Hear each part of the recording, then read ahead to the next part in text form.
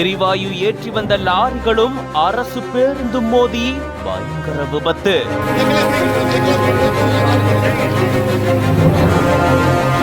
பேருந்து மேல மோதின டீசல் ஏற்றிட்டு வந்த லாரி பள்ளத்துல சிக்கி இருந்திருக்கு.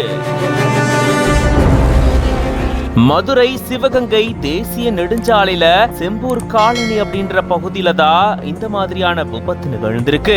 டீசல் எரிவாயு ஏற்றிட்டு வந்த 2 லாரிகள் ஒன்றன் பின் ஒன்றா சிவகங்கை நோக்கி மதுரை சிவகங்கை தேசிய நெடுஞ்சாலையில போயிட்டு இருந்திருக்கு. அப்போ எதிர் திசையில மதுரை நோக்கி அரசு பேருந்து ஒண்ணு வந்துட்டு இருந்திருக்கு.